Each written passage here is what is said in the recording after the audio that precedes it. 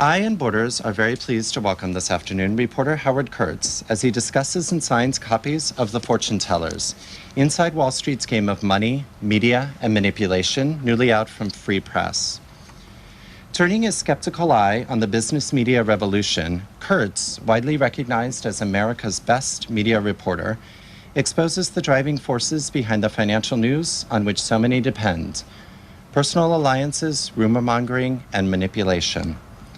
The Fortune Tellers is an eye-opening account of an unseen world based on 18 months spent shadowing the most influential and colorful people in the worlds of business and journalism, including James Cramer of TheStreet.com, Christopher Byron of the New York Observer, and Prudential Securities' star commentator Ralph Ancampora. The book illuminates the conflicts of interest among Wall Street analysts whose words can boost or bash a stock, and their seductive relationship with scoop-hungry reporters, who rarely question whether these gurus are right or wrong. Kurtz reveals that just as spin has taken over politics in America, so it has come to define the bull market as well. Howard Kurtz is the media reporter for The Washington Post and the author of 3 previous books, including the New York Times bestseller Spin Cycle, Inside the Clinton Propaganda Machine. He is also the host of the weekly CNN program Reliable Sources and was named the nation's best media reporter by American Journalism Review. He currently lives in Chevy Chase, Maryland. Mr. Kurtz will discuss The Fortune Tellers for about 30 minutes, taking questions from the audience, and then he will sign copies of his books, which are available in the back. Please join Borders in welcoming Mr. Howard Kurtz. Thank you very much. Get organized here. My props down.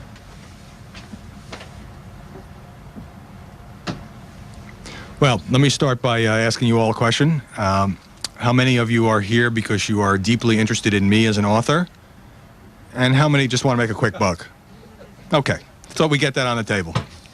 Under SEC regulations, I must request that all cell phones and beepers be turned off. No calling your broker in the middle of the talk. That might be construed as selective disclosure. And in case you think that the stock market analysts know everything, consider this. The beginning of this year, on television, where else, Byron Wien of Morgan Stanley said that this fall, Bill Bradley would beat John McCain for the presidency. I hope that his portfolio does well in the Bradley administration. Well, if you're interested in the stock market at all, and who isn't these days, you've probably spent some time watching CNBC. And you've probably noticed that it bears some resemblance to a sports network. There's a pregame show, opening bell, a color man, a starting lineup, lots of statistics, a halftime report, and a postgame wrap-up. It's about putting points on the board in the form of higher stock prices. Every day, somebody wins, somebody loses. All this is no accident. CNBC is consciously modeled on ESPN's SportsCenter. And some of its biggest fans include Charles Barkley, Johnny Bench, John Elway, and Andre Agassi, who are not just jocks, but very rich jocks. But when it comes to financial advice, CNBC is not always a slam dunk. That's because the network, while it generally does a good job and has some very good reporters, turns over its airwaves to a steady parade of fund managers and Wall Street analysts whose advice is not only contradictory, but sometimes turns out to be flat wrong. And because financial journalists everywhere, at lots of organizations, do something that is rarely allowed in other parts of the news business. They report rumors, even bogus rumors sometimes, on the self-justifying theory that rumors move the market. And because these fortune tellers, some of whom have become pretty big celebrities, sometimes have blatant conflicts of interest that are rarely discussed. Now, you see these flaws in all of the financial media. You see them in the slew of financial magazines. I brought a few here today to give you the flavor of the sort of get-rich-quick atmosphere with which these magazines try to hook you. Here's Money Magazine. Today's hottest tech stocks, 10 great investors, Abby Cohn's top stocks. Here's Smart Money, the 10 best mutual funds. Here's another Money, 7 best new funds compared to last month's. All-Star Investors, they've got Shaq on the cover. Pillow Talk, oh wait, that's George Magazine. Cindy Crawford put these away.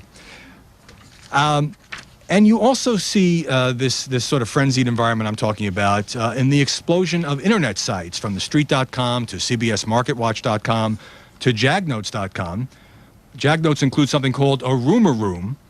to CNN and CNN-FN and Bloomberg and other television outlets. They all have a vested interest in trotting out experts and trumpeting the hottest stocks, the best mutual funds, the surefire investment that can make you rich tomorrow. If only you subscribe, tune in, or log on. CNBC, though, is the 1,000-pound gorilla of business news, and each day is cast as an episode of Who Wants to Be a Zillionaire? Only there are no lifelines, and if you lose, Regis doesn't just send you home, you take a major hit to your bank account. Turns out it's not so easy to make a pile of dough on Wall Street, at least not as easy as the self-proclaimed gurus would have you believe. My own first up-close and personal encounter with Wall Street was October 19th, 1987. I was the New York bureau chief for the Washington Post, and like most Americans, I didn't know a heck of a lot about the stock market, but the market was crashing that day, and my assignment was to hang with a trader who was trying to save his rear end as Wall Street seemed to be collapsing. I wound up spending the afternoon with a guy named John Mulhern, who seemed to me to be just icy cool as the market plunged 22% and he was losing millions of dollars. Now, months later, Mulhern was arrested for waving a gun and threatening to kill legendary trader Ivan Boesky, whom he believed had implicated him in an insider trading case. Wall Street, I concluded, was one crazy place. In those days, few ambitious reporters wanted to cover business. It seemed like a backwater, a realm of dry statistics and quarterly earnings reports. Fortune and Forbes were considered kind of trade publications. There were a handful of business shows on the air, such as CNN's Moneyline, but otherwise television avoided the arena unless there was a market crash or some other calamity. The journalistic action was in politics, crime, sports, anywhere but business. By the time I began work on the fortune tellers, the landscape had been utterly transformed. Business journalism was hot. Nearly everyone cared about Wall Street thanks to 401k retirement plans and online trading, and a cultural revolution in which half of American families were now invested in the market. New financial magazines and websites were springing up seemingly by the hour. CEOs like Jeff Bezos, Steve Case, and Meg Whitman had become cult figures. And two cable networks, CNBC and CNN-FN, covered the market's every burp all day long. Celebrities like, you've seen these ads, William Shatner, Phil Jackson, Don Rickles, Lily Tomlin, were making .com commercials. Even Howard Stern was talking about the market. You couldn't get on an airplane without seeing the latest Dow and NASDAQ numbers flashing on the seat in front of you. All of which raised for me some pretty intriguing questions. Who among this steady parade of analysts, fund managers, and commentators could we really trust? Was this explosion of financial advice worth a damn? And what role did journalism play in a world where every hiccup could send a stock hurtling toward the stratosphere or into the toilet? Now, journalists, to be sure, are important in the world of politics. In my last book, Spin Cycle, which I had the brilliant foresight to publish right after the Monica Lewinsky story broke, actually it was kind of a lucky accident, Bill Clinton and Al Gore and the White House staff spent endless, huge amounts of time trying to influence the press. But no single reporter has a great deal of power to set the political agenda. But in the financial realm, business reporters are players. What they say moves stocks, sometimes instantaneously. But they get spun too. And just as important, they are sometimes a conveyor belt for passing on the spin of Wall Street hotshots. The results are not often pretty. The advice served up by many of these fortune tellers is not only contradictory, but often wrong. Almost no one, for example, predicted the painful crash last April in both the Dow and the NASDAQ that permanently damaged many internet companies and probably cost some of you some money. But almost no one in the media holds these folks accountable. The press often fails to blow the whistle on blatant conflicts of interest, as Wall Street analysts tout the stocks of companies that their own firms are either doing business with or hope to snag as clients. The talking heads themselves are often influenced by cozy relationships with their sources. That's true in other fields as well, but financial journalists, with their scoops and their stories, can slice billions of dollars off a company's net worth in a matter of minutes. Here's an example. Last March, reporter Steve Frank said on CNBC's Business Center that eBay and Yahoo were holding secret talks about a partnership and possibly a merger. While Frank cautioned that his anonymous source put the odds of a partnership of no more than 50-50, eBay soared in after-hours trading from $211 a share to $235. But the very next morning on CNBC's Squawk Box, they were forced to backtrack. London's Financial Times was reporting that the talks, the supposed talks, had broken down the previous week. These two companies talk all the time, Steve Frank said. All these companies talk all the time. What then was the big exclusive? The market got the message in a hurry. By day's end, eBay had dropped 21.25 points, and Yahoo had fallen 10.25 points. The deal, by the way, never happened. Just the other week, as many of you I am sure know, Bloomberg News, followed by Dow Jones, TheStreet.com, and other business news heavyweights, got badly taken in by a criminal hoax. Bloomberg reported on a press release from a fiber optics company called Emulex, still sounds like a laxative to me, saying that its CEO had resigned and had planned to restate its earnings for the last 2 years, and it was under investigation by the SEC.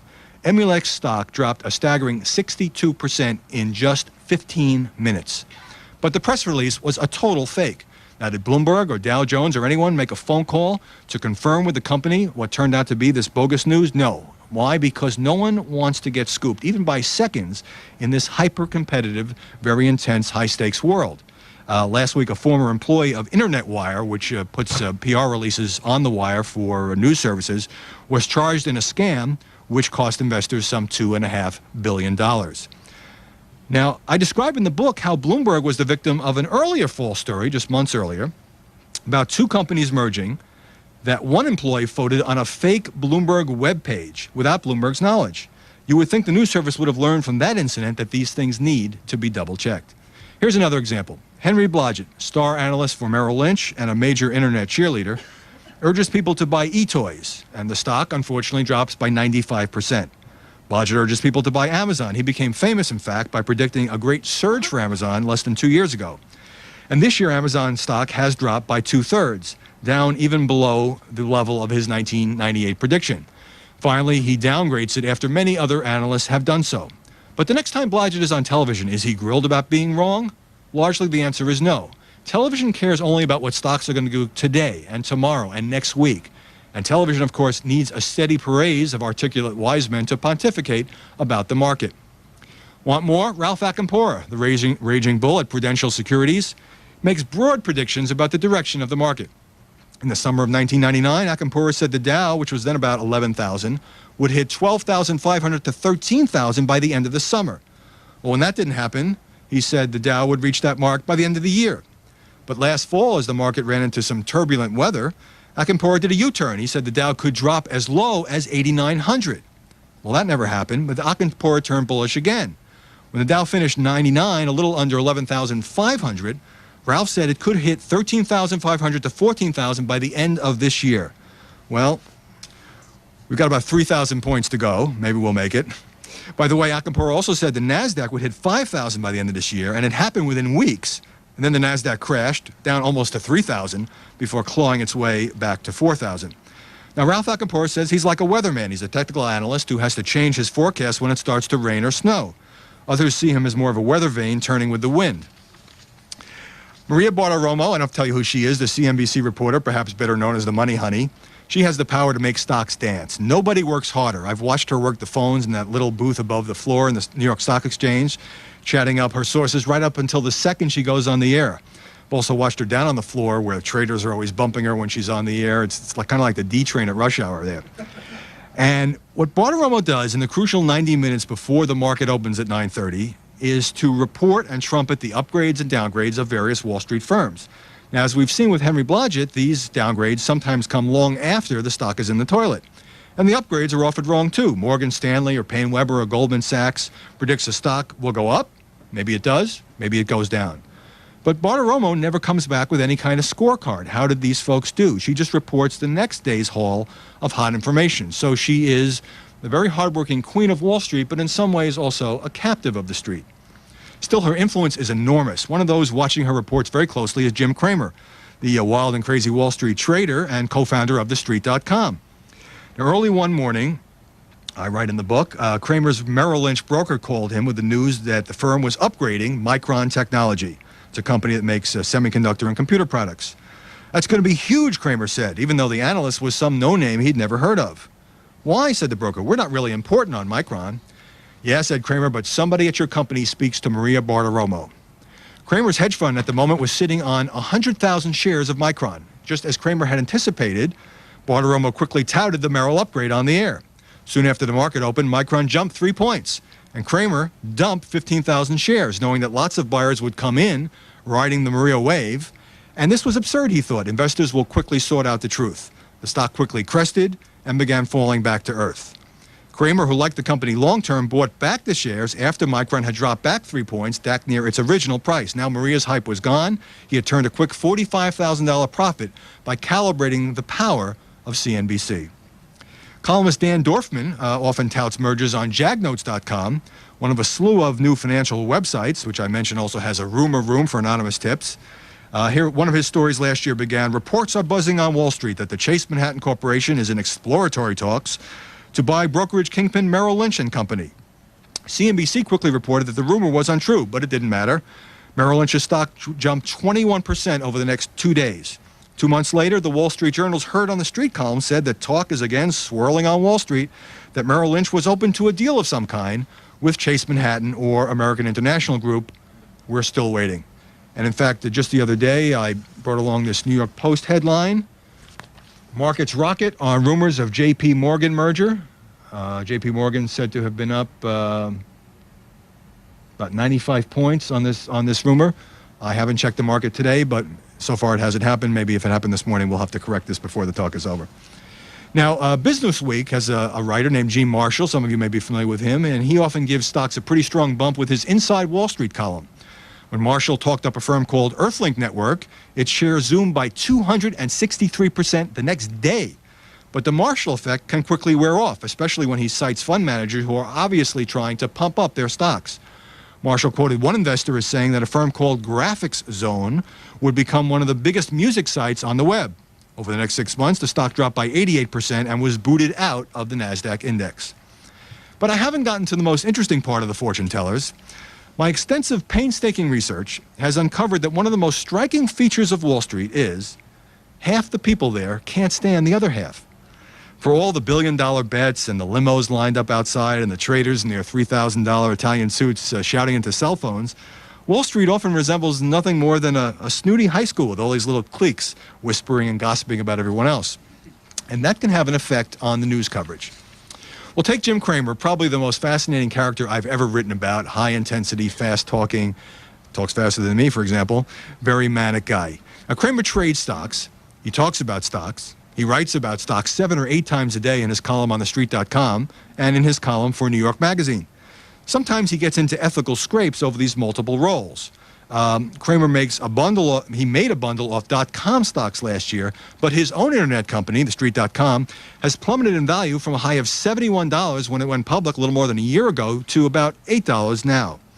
Cramer wants to tell you what he thinks about the market every minute. If there was no television and no internet, he would probably go door to door. But Cramer also loves a good fight. He's kind of ticked off at CNBC, which booted him off the popular show Squawk Box last year. He doesn't like Fox News Channel, which aired the TheStreet.com show until a couple of months ago, when Cramer helped yank the program and he and Fox wound up suing each other. He doesn't like Dow Jones, where he was once a dissident stockholder taking on the management. He had a huge fight with his best friend Marty Peretz, who's the owner of the New Republic, and the other founder of TheStreet.com. And the two savaged each other for months. He doesn't like Dan Dorfman or Gene Marshall, and he ridicules both of them in his columns. He used to like Maria Bartiromo, but now he's kind of soured on her. And he doesn't like Alan Abelson, the veteran columnist at Barron's. Well, here's what Cramer says about Abelson. What I cannot stand is the arrogance of the man who leads off Barron's every week and the contempt with which he holds those of us who have been right instead of wrong. His scorn of those of us who have gotten it right and made money these last 15 years, that he has been a bear, is utterly contemptible. Stop his ravings from polluting another year of financial journalism. Cramer clearly doesn't pull his punches. Well, here's what Abelson says about Jim Cramer. Cramer, the television personality, an unfailing and unformidable threat to coherence. Cramer, the writer, a threat to objective journalism since he's an unremitting practitioner of subjective journalism with only one subject, himself. Cramer, the hedge fund manager, says Abelson, manifestly a threat to the financial well-being of his limited partners. He was, in short, someone who never stops talking, but never says anything. But it's not just Cramer. Mark Haynes, the acerbic host of Squawk Box, has quite a low opinion of Ralph Acampora. Whenever Acampora makes a new forecast, Haynes and his crew are merciless. There goes Ralph again. What does he know? Wasn't he wrong last time? And this makes Acampora very, very mad. People like Haynes, he says, have turned market coverage into a carnival. They have no concept of what he does. It's technical analysis. He's always wrong, always a jerk. Mark Haynes is just a mad dog. Acampora got so angry, in fact, that for months, first he complained to CNBC, and then he started boycotting the network. And the feud goes on. There are battles within networks as well. Squawk Box, if you haven't seen it, is a very funny show. Mark Haynes and his sidekicks, nicknamed Kahuna and the Brain, sit around and talk about Star Trek or Wendy's hamburgers. When Krispy Kreme went public, they scarfed down donuts on the set. Sounds like a good idea. And when Heinz announced that it was making green ketchup, they all got together, put on blindfolds, and did a taste test to see if they could tell the red ketchup from the green ketchup. For the record, they all failed. And another thing they do is they make fun of Wall Street analysts. When a bunch of analysts downgrade a stock after it has already started to slide, they show footage of a group of penguins waddling along in unison. In fact, David Faber, also known as the Brain, told me that one time he was walking down the street, perhaps not too far from here, and an analyst just started booing him on the street, apparently displeased with his on-air commentary. Well, some months ago, the ratings dipped a bit, and CNBC management cracked down. No more fooling around, no more goofy videotape, no more penguins. And Mark Haynes and company were not too happy. They began making subversive little comments on the air like you do when the teacher's back is turned in high school. They complained that CNBC was run by former local news guys who were ordering up a local format complete with a weatherman. They didn't really understand what Squawk Box was. And the gang began saving the emails that came in. Here are a few of them. Whoever's bright idea it was to ruin Mark Haynes, Kahuna, and the Brain, it's going to backfire. You guys may as well jump off the iceberg if there's no humor left. Bring back the penguins, the Brain, and Kahuna. If I want solemn, business-like presentations, I can watch CNN-FN. And my personal favorite, congratulations. You've made Squawk Box as dull as a Bob Dole infomercial on penile dysfunction. Well, management got the message, lifted the ban, and the ratings reached new highs. Now, there's one other thing that the Fortune Tellers has in common with my last book, Spin Cycle, and that is the art of the leak. Only instead of Clinton White House aides, it's corporate CEOs and their flacks whispering to their favorite reporters in an effort to shape the coverage.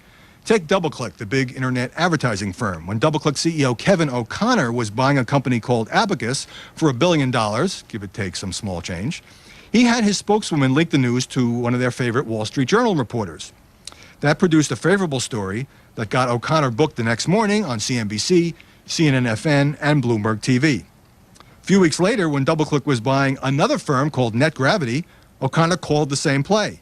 The news was leaked to the same Wall Street Journal reporter, which produced another favorable story with a suitably upbeat quote from Kevin O'Connor. The thing about these leaked stories is that critics are almost never quoted because the reporter doesn't want to risk losing the exclusive by calling around for reaction. Now, don't get me wrong, there are, without question, plenty of honest, hard-working journalists digging up good information from the far corners of the business world. And there are plenty of investors who have smartly used such information to make lots of money in this long bull market. But it would be a significant improvement if more media outlets resisted the temptation to engage in the kind of hype and rumor-mongering in an attempt to stand out from the increasingly boisterous crowd. The broader problem may be the self-promotional drumbeat sounded by so many of these outfits, the notion that only they can give you the greatest mutual funds, the best deals, the hottest tips, the shortest route to tomorrow's big payoff. Yes, they provide solid information, and yes, some of it is valuable. But they are also acting as carnival barkers trying to drag consumers inside the tent with promises of death-defying stunts. The good news is that the internet age and the communications revolution has allowed the average person with a modest 401k plan access to the same lightning-quick information as the high-powered Wall Street insiders. But ordinary folks must understand that this information is sometimes suspect, sometimes tainted, sometimes little more than gossip. The market, after all, is inherently unpredictable, and betting on the fortune tellers is risky business. Thank you very much.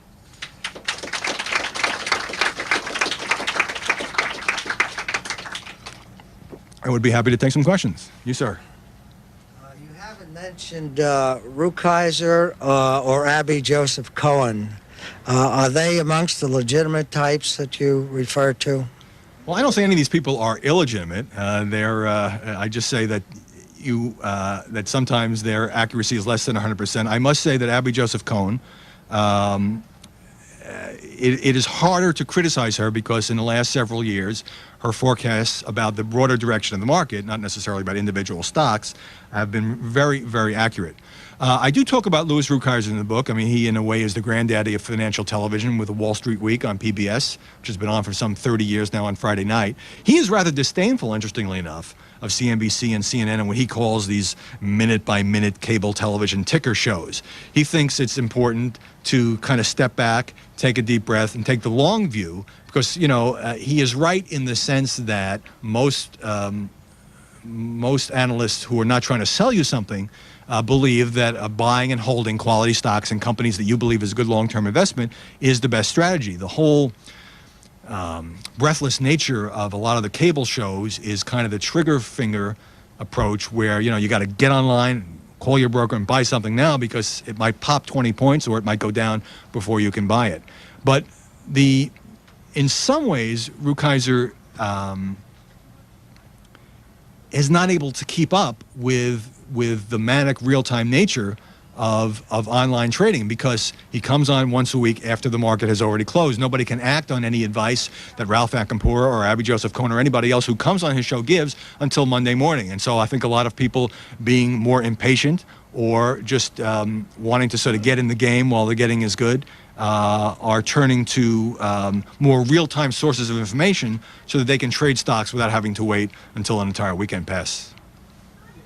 It seems to me that in a way there's a conflict between the First Amendment and investor protection.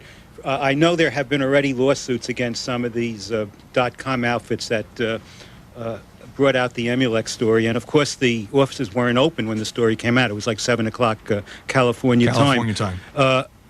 Do you think the SEC has to come up with some rules of liability, or how do you think the courts ought to come out, you know, on total rumors that were not checked at all? Should there be liability to the investors who sold? The question is whether there is a conflict between the First Amendment and protecting the rights of investors, and whether or not there needs to be a stricter regulation in this area. In fact, in what I would call a related area, the Securities and Exchange Commission just passed a new rule over vociferous objection by many on Wall Street. And there had been a kind of a crusade at Bloomberg News to get this rule passed, and it's a rule against what's called selective disclosure. And that means that if a hotshot brokerage firm has a conference to which they invite corporate executives and maybe selected analysts, those analysts can't disclose in that gathering vital information, non-public information, as the regulators would call it, about the market if they haven't already shared it with the rest of the world, because it gives some investors an unfair advantage. And of course, that news often gets leaked to one or more television shows or websites, and people can act on it, which is great if you're getting in on the hot information, and not so great if you're the investor who, for example, is holding the stock and you're not getting the bad news that might affect that stock. I don't think, other than the obvious remedy that people are always free to sue news organizations that they believe have acted recklessly or irresponsibly, that curtailing the freedom of the media to report is the answer, at least not in a country that values the First Amendment. I, in fact, think that hoaxes, outright criminal hoaxes, such as one involving Pairgain Technologies, which I write about in the Fortune Tellers, and this more recent fiasco involving Emulex, which was carefully selected because it was a California company, understanding that their offices would not be open when the market opened in New York. Therefore, it would be hard for the news organizations to confirm the origin of this bogus press release. I think that is more of a rare or occasional problem. I think the much greater problem is this reporting of rumors and speculation about these two companies may merge and Microsoft may have a down quarter, that sort of thing, because you can't quite show that it's false. Somebody is saying it. It is chatter on the street, and chatter on the street moves the market. But what troubles me is when news organizations, particularly ones with the great reach of television, give a kind of a gravitas or an amplifying effect to these rumors by reporting them so that millions of investors might act on them. And the fact is, many of these supposed mergers that we keep hearing about often don't seem to materialize. Now, once in a while, one does, and it's a big one, and if you got in on the stock, you can make a lot of money. But it's a dangerous game, and I think also, going to your point, a dangerous game for the news organizations. Aside from whether they get sued, they are in the business of selling credibility. If you have to think twice about what you read on the Bloomberg Wire or what you see on cable shows or what you read on TheStreet.com, then they've suffered a major hit. And a couple more of these Emulex fiascos, and I think they understand their credibility will will rather rapidly be eroded. Are you familiar with the expression on Wall Street, those that say don't know and those that know don't say? But that was an expression about teachers. Those that don't know teach, right? My question to you really is, nobody forces that person to react to that news, okay? Forces the journalist or the investor? No, the investor. And I don't see how you can hold these folks accountable, because this really is an evolution of, I've worked here on Wall Street for 25 years. There's always rumors. It used to spread by the telephone. Now every broker has CNBC in his office, okay? It's just an evolution, and I don't think you can hold these people any more accountable than you can hold the people that produce violent movies in Hollywood accountable for the actions of some people. Well, I'd like your comment on that. Okay, the question just briefly was whether or not, since there have always been rumors, even the days of the Telegraph, that move stocks, whether the journalists who repeat or report what they hear in terms of street speculation can really be held accountable if investors decide to take it upon themselves to trade, to buy or sell those stocks. And I guess I would hold journalists to a higher standard. Yes, everybody needs to understand right up front, and Mark Haynes of CNBC is very forceful on this point. He says, you know, it sounds rather cold, but anybody who's trading out there based on what they see on my program is putting themselves at risk. You know, you're an adult, and you got to make decisions about the quality of the information and whether you want to buy a piece of these companies, and you can't just blindly expect everything that is said on CNBC to turn into a financial winner if you're going to buy that stock. Having said that, in every other field and with which I'm familiar, every other part of journalism, and I usually write about journalism and politics and journalism and lots of other endeavors, there's a great effort made to avoid reporting on rumors. There are lots of things that people in newsrooms have heard or think they heard or somebody's friend told them. And sometimes through the internet or tabloids or reporter with less than high standards, these things do seep into the mainstream media, but generally we try to avoid them. The difference here is, and I understand the thinking is the rumor's out there, somebody's buying and selling based on it, why not let the rest of the world in on it? But I think that because the market is so fragile, and because in this lightning quick age, these financial journalists have so much influence, and because stocks can pop 20, 30, 40% in either direction based on some of this chatter, that media organizations that just sort of act as a conveyor belt for whatever chatter they are hearing are basically contributing to the problem, and I think undermining their credibility in the process. But you know, you learn as a savvy consumer to make distinctions. You learn, for example, that if you watch a guy like Joe Kernan on CNBC, who I happen to like, he didn't go for the Amex hoax. Everybody had it. Bloomberg had it. Dow Jones had it. He's live on television. The stock is down 40 or 50%. They report that the stock is down, and Kernan doesn't tell you why. And he says, we're still checking on this, because he knows from his experience that this is an odd way for a company to announce this kind of dramatic news about the CEO resigning. It hasn't been carried on any other news service. He holds back.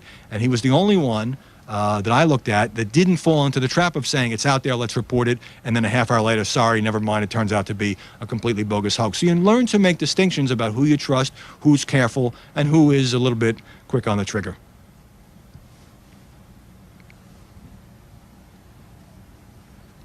Excuse me. What's your opinion on the analysts who refuse to say sell because they will not be invited back to those company meetings? This I'm getting from Yahoo Finance. If you look at it, they always say hold or buy or strong buy. They never say sell. That is a terrific question. The question is, what do we think about analysts who never say sell? And the most shocking single statistic, not to anybody who works on Wall Street, but certainly to me in researching the fortune tellers, is this figure. 99.5% of all recommendations by Wall Street analysts are some form of buy. Now, you could take the view that these are really smart guys and all these stocks are worth buying. If you look at the up and down volatility of the market, you might conclude otherwise. I think there's several factors at work here, and it is complicated. One is that some analysts have told me, Henry Blodgett, for example, has told me that he's under great pressure because he's so widely followed on stocks like Amazon and AOL and other high-tech companies, not to downgrade a stock, because the mere act of his downgrading it, even if he's down, you know, there's a lot of euphemisms in this. Nobody ever says sell anymore. If you go from a strong buy to a buy or a buy to a long-term accumulate, savvy investors know, let's head for the exits, even though it never uses the four-letter S word, sell.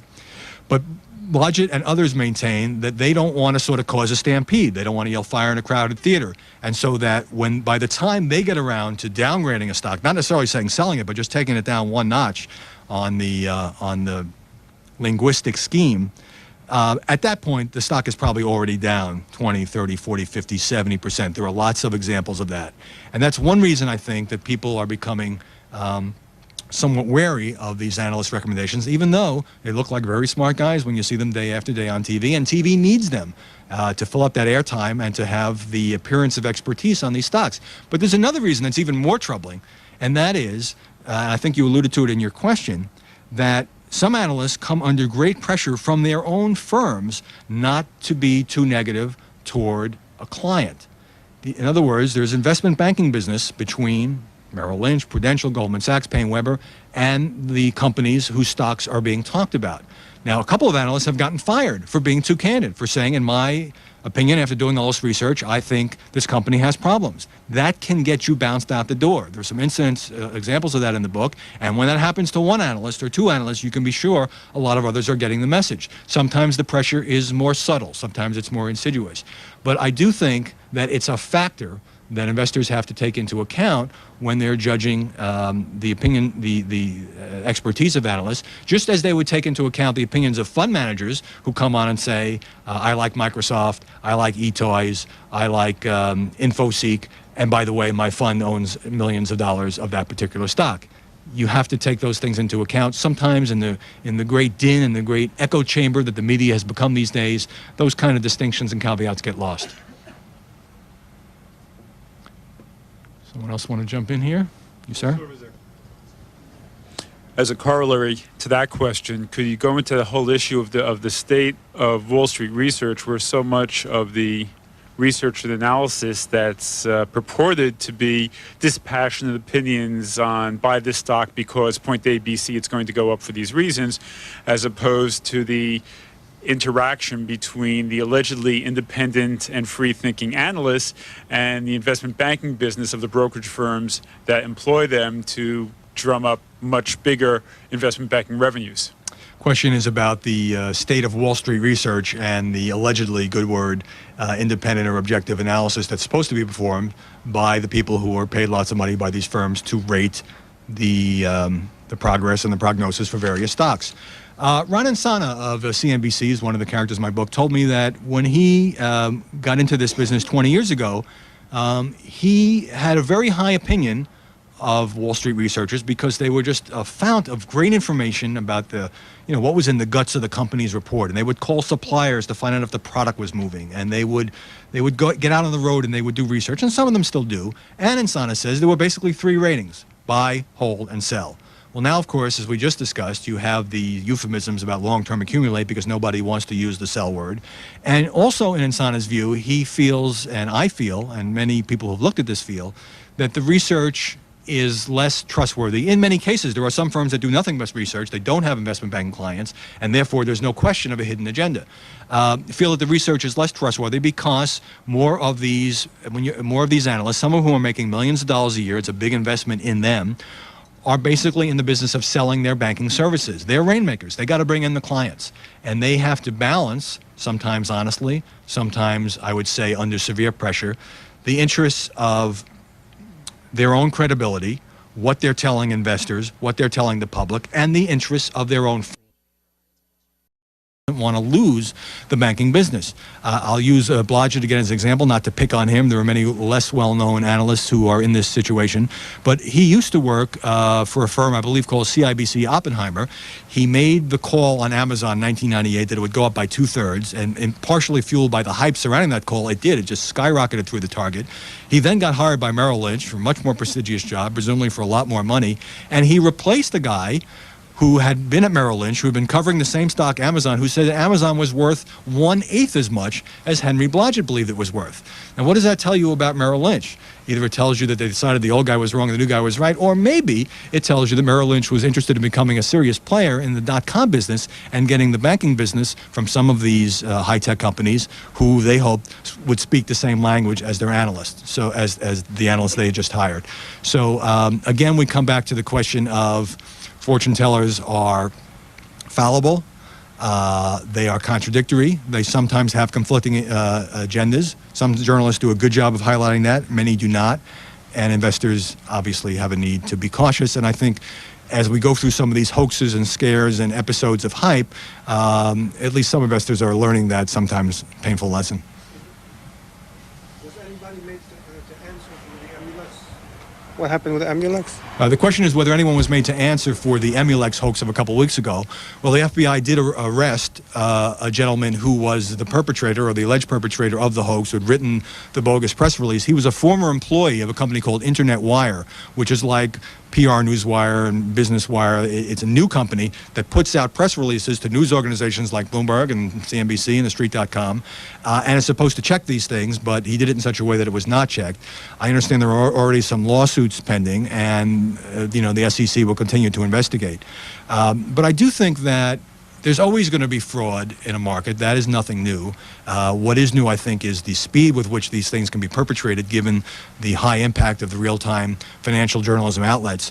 What troubles me more, since you can never completely 100% guard against the possibility of being hoaxed, is the more subtle forms, such as when CNBC says eBay and Yahoo are in talks, the stock goes up, the talks turn out to be not very serious or not very real, the stock goes down.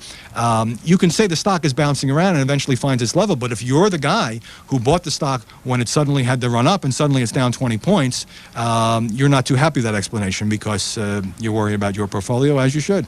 Anybody could send a message in the chat room about stock and start a conversation and it'll go up.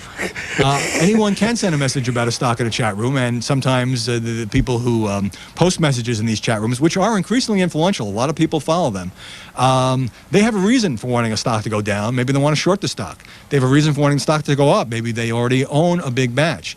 The thing about these chat rooms, they're very interesting. I've checked them out myself, is you got these people with anonymous screen names. You don't know what you're getting. Obviously, you want to exercise some caution. Corporations, interestingly enough, some of them are going after people who they believe are doing these, what they regard as slanderous postings on the internet about their company, sometimes suing America Online or some other internet provider to find out the identity of the people who are going online, in their view, to trash their company, which shows you how seriously the corporate executives take this new online world. I think we probably have time for one more. Sir? Could you discuss what you see in the future as it relates to media and the growth of internet, TV, more publications as it relates to the market, and whether the effect of a bull market and good economy also relates to the growth of all these, and whether that interacts in terms of the changes that you foresee? The question is about the future of the media, the impact of the bull market, and what we might see unfolding in the future. Well, this is sort of the part of a talk where I want to say, I'm optimistic that things are going to get better, but that would be wrong. The fact is, and I cover problems in the media in all guises in my day job at the Washington Post, as the market speeds up, and as the ability to get information online speeds up, and as the pace, the seemingly breathless pace of cable television speeds up, and there are more channels and more choices and more information, that in some ways is a boon for investors, but it also creates more possibility for havoc, for misinformation, for the rumors we've been talking about. And it's hard for me to see how news organizations, which are under incredible pressure with all this money at stake, are going to resist the urge to get it out there before it's been fully checked. Now, I think some news organizations are slowly waking up to the fact that their credibility is on the line, and to the extent that they are a little more careful, sometimes a little slower, perhaps willing to be beat by 6 minutes on a story so that they can make sure the story is right, so they can get more comments, so they can tell you more sides of that story, that is going to add to their credibility, and that might ultimately be a better selling point than being the first to shout into this giant megaphone. Now, how the financial media are going to fare if and when the bull market eventually fades is an interesting question that a lot of people don't want to face up to. It's a lot of fun to check your stocks every 20 minutes when the thing is going up, up, up. It's a little harder to turn on CNBC when all those arrows are in red and when the market is having a bad time. And obviously the market's been quite up and down in the last 6 months. So it is certainly possible that if the market goes into a slump or a prolonged period where people are not making a lot of money, that's going to hurt the ratings on television, that's going to hurt the traffic on these websites, and that they will, that in effect, their financial health is tied to some extent to the health of the market itself, which is the reason that some people feel that some of them have kind of crossed the line to becoming market cheerleaders. I would like to see news organizations, which are after all filled with some pretty smart folks, figure this problem out, exercise more self-restraint, care more about the investor at home than about the bragging rights for getting the story 12 seconds earlier that turns out to be half-baked, quarter-baked, or sometimes not put in the oven at all. And I think the more we move in that direction, the more we will emerge with a stronger financial media, and that will be a benefit to consumers who may have their hands on the computer at home as well. I want to thank you all for coming. Thanks very much.